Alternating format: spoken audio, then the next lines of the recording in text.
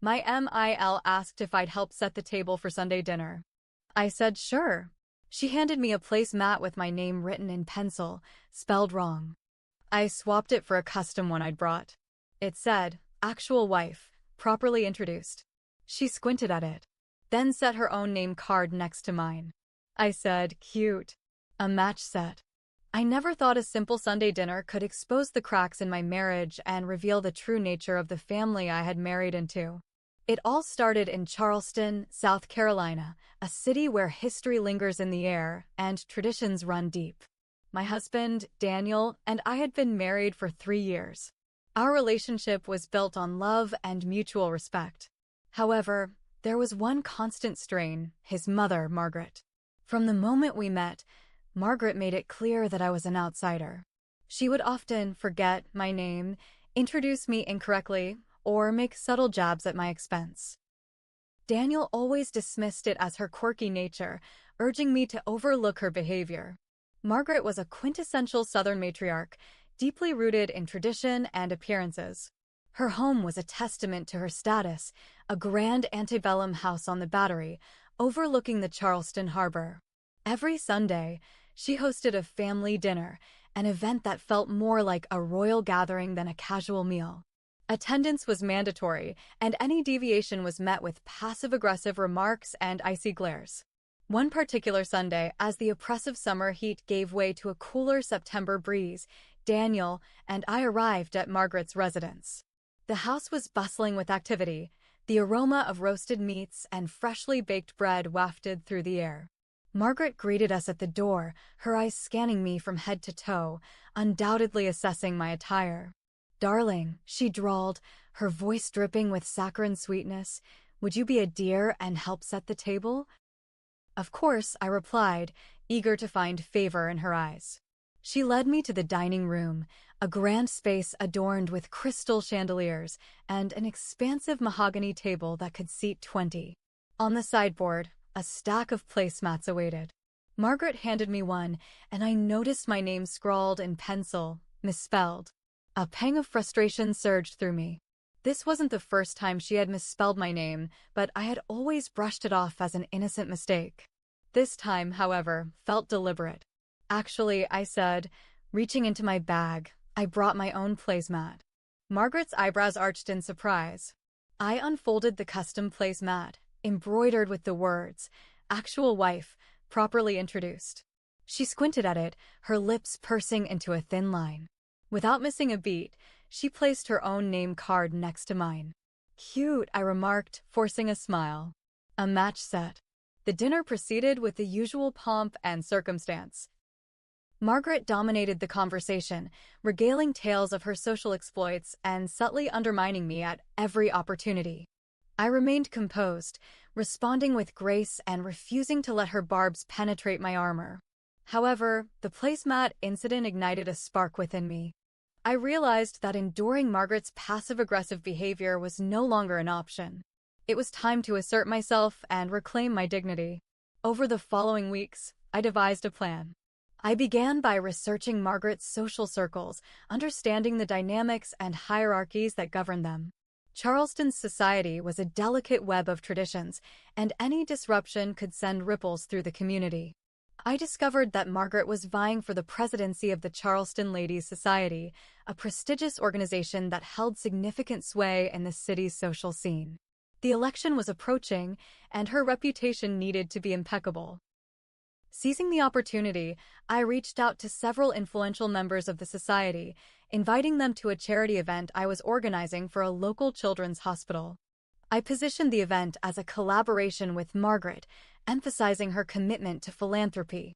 Margaret was initially unaware of my involvement. When she caught wind of the event, she was cornered. Declining participation would make her appear indifferent to charitable causes, jeopardizing her bid for presidency. Reluctantly, she agreed to co-host. The event was a resounding success. The local press covered it extensively, highlighting Margaret's dedication and, by extension, mine. Our collaboration became the talk of the town, and for the first time, Margaret was publicly associated with me in a positive light. However, the true coup de grace came during the Society's annual gala. As the evening unfolded, I took the stage to present a special award to Margaret for her contributions. As I spoke, I unveiled a slideshow showcasing moments from the charity event, each photo capturing Margaret and me working side by side, united in purpose. The audience applauded, and Margaret had no choice but to embrace the narrative. In that moment, the power dynamics shifted. I had asserted my place not only in her family, but also in the broader community. From that day forward, Margaret's demeanor towards me changed. The passive-aggressive remarks ceased, and while we would never be the closest of friends, a mutual respect was established. After that charity event, I thought maybe things would get easier. Margaret wasn't nice, not exactly, but she wasn't outright cold either. I figured we had reached some sort of truce. I was wrong. 3 Sundays later, Daniel and I showed up for dinner like always. I had no idea what I was walking into. When I walked into the dining room, I froze. Margaret had set the table and made new custom placemats. Everyone had one. Gold script on cream. Fancy. Hers said, matriarch. Daniel said, firstborn. His sisters said, only daughter. Mine? Mine said, guest. Just that. Nothing else. Guest. I looked at it for a full 5 seconds, like maybe I read it wrong. I didn't. It was on purpose. I could feel her eyes on me from across the room. Waiting. Watching. I said nothing. I quietly picked it up and walked to the kitchen. Daniel followed. He didn't understand at first. It's probably a joke, he said. Or a mistake. It's not a mistake, I said. She knew exactly what she was doing. He didn't defend her after that. He stood there, silent. That silence told me everything I needed to know. I didn't eat dinner. I told them I had a migraine and went home early. That night, Daniel and I had our first real fight. Not yelling. Worse, quiet. Cold. Distant. He said I was making it a bigger deal than it was. I asked him how he'd feel if my dad handed him a placemat that said visitor. He didn't answer. I spent the rest of the night on the couch. Not because he told me to, but because I needed space. From him. From the feeling that I'd married into a family that didn't want me. But I wasn't going to let it slide. I started digging. I found out Margaret's ladies' group was more than garden parties. They were involved in museum boards, historical foundations, and city planning events. She was trying to secure a seat on the board of the Charleston Historical Preservation Society, a huge deal in this town. And guess who worked in the same circles? My boss. At the museum, I'd been curating exhibits for the past 2 years. So I started dropping her name, subtly, professionally, in the right rooms. People started to ask me questions about her. I didn't lie. I didn't exaggerate. But I told the truth. I told them about how she treated me. Not in a ranting, emotional way. Calm. Matter of fact. The woman who would represent Charleston history couldn't even get her own daughter-in-law's name right. Word spread. I didn't plan it that way, but once it started, I didn't stop it. A week later, I got a call from her. Not Daniel. Not anyone else. Her. She asked if we could have lunch. Just us. I showed up at a cafe downtown. She was already there. She looked different, not in appearance, but in posture. Smaller, maybe. Tired. She didn't apologize. Not really. But she asked me a question I never expected. Why do you hate me? I laughed. Quietly. I don't hate you, I said. I just finally stopped letting you step on me. She sat still. Not defensive. Not smug. Just still. Then she dropped the bomb. You know Daniel might leave you over this, right? I stared at her. She said it without anger. Like it was a fact. He'd have to choose, I said. And I think you know that too. That night, I told Daniel everything. What I'd said. What she said. He didn't say much. Just nodded. Then asked, do you regret marrying me? I looked at him for a long time. I regret not seeing it sooner, I said. How much you're still tied to her. We didn't talk much after that. But the silence felt different. He wasn't angry. He was thinking. Processing. We went to bed without touching. And then the package arrived. Brown box. No return label. sent to my name. Inside? My original embroidered placemat. The one that said, "Actual wife, properly introduced." But this time, someone had stitched something underneath. In red thread. Not for long. When I saw the red stitching on the placemat, my stomach dropped. It wasn't just passive-aggressive anymore. This was a threat. A quiet, calculated threat, and it was meant to scare me. I didn't say anything to Daniel at first. I needed to think. I needed to be smart. I put the placemat in a Ziploc bag and stuck it in my closet. Then I checked the security camera footage. We live in a townhouse, quiet neighborhood, but I had a Ring camera installed out front for packages. When I reviewed the footage, I saw it. A figure in a wide-brimmed hat, sunglasses, long trench coat. Middle of the afternoon, fast drop-off, face mostly hidden. But not completely. It was Daniel's sister. I didn't confront her right away. I wanted proof. I waited until the next Sunday dinner. I walked in, calm, sat down. Everyone was polite. Margaret was playing nice again, not warm but civil. Her way of pretending things had never happened. Halfway through the meal, I said, "Oh, thank you for returning my placemat." The table went still. Margaret blinked. "I'm sorry."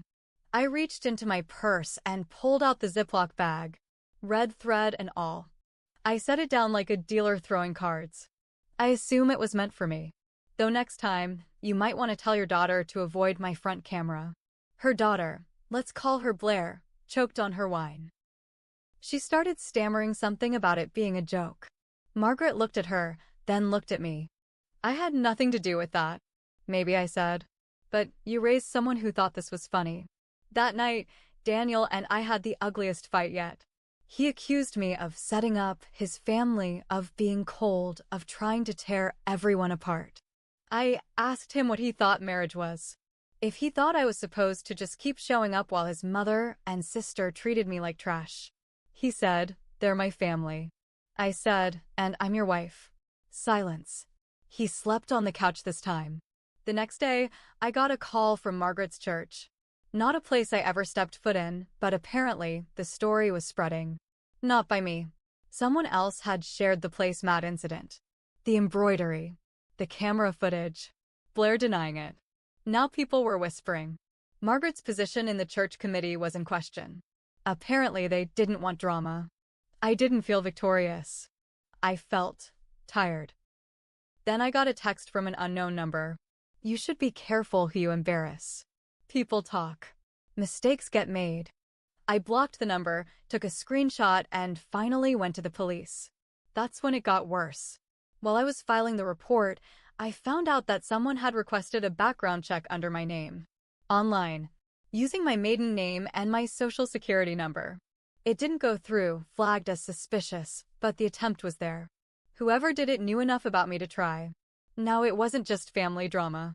It was personal. I froze my credit, locked down every online account, changed passwords. I even told my job, just in case. When Daniel got home, I told him everything. The text, the background check, the police report.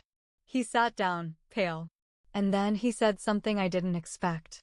"I think my mom's friend Gina might have done it." "What?" "She used to work for a credit bureau. She's shady. Margaret asks her for stuff sometimes. She helped Blair with a loan once that she shouldn't have gotten." I stared at him. "You think your mom asked a friend to dig into me?" He didn't answer. He didn't have to. And here's where it gets even messier. Because a week later, Daniel's work laptop got flagged by IT. Someone had logged in at 3 a.m., used his credentials, and tried to access HR files. He swore it wasn't him. He said he was asleep. But the IP matched his home. They suspended him, pending investigation. I told him to get a lawyer. He refused. Instead, he asked me if I had done it. If I was trying to bring the whole family down. That's when I stopped trying to protect anything. I told him he had two choices, either stand up for me or get out of my way. He said he needed time. I said he was already out of time. Daniel didn't move out right away, but he might as well have. We barely spoke. He stopped going to Sunday dinners, stopped texting his mom. He said it was for me, that he needed to sort things out. But I knew what that meant. He wasn't ready to choose. He wanted to wait it out, like time would make it easier. Then, everything broke open. The Charleston Historical Preservation Society sent out a newsletter. Standard stuff, upcoming events, donation goals, and a public list of new board candidates. Margaret's name wasn't on it. Instead, mine was. Someone had nominated me.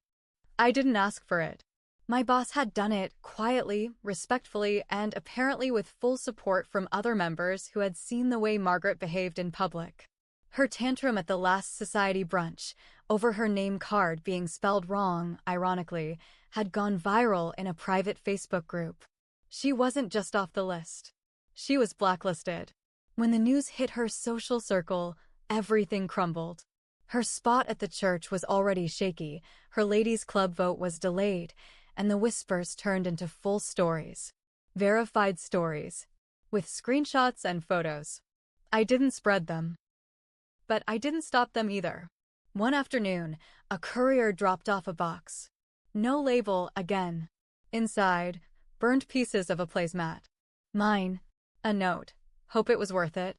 I turned it into the police. Again. They said they'd add it to the report, but without proof of who sent it, there wasn't much they could do. So I made my own kind of proof. I invited Margaret, Blair, and Daniel to a public cafe downtown, same place Margaret once asked me if I hated her. I booked a back booth. Quiet, but wired. My friend worked in local journalism. Not big time, but enough to know how to record audio. I told her to sit nearby. Margaret showed up in pearls and red lipstick. Blair had her phone out the whole time. Daniel looked like he hadn't slept in days. I didn't start soft. I got the burn placemat. Want to talk about that? Margaret didn't blink. You burned this family first. Blair muttered something about me being dramatic. I looked at Daniel. He said nothing. So I dropped everything on the table. Photos. Screenshots. The note. The police reports. The ring cam shot of Blair delivering the first package. Then I said one thing, loud and clear. If anything else happens to me, even a scratch, this all goes public. Blair laughed. You think anyone cares? My friend stood up, walked over, held up her press badge. They went silent. Margaret stood up and left without a word. Blair cursed at us. Daniel just sat there. 3 days later, I filed for divorce. Not because I hated Daniel, but because he watched me drown in his mother's war and never once threw me a rope.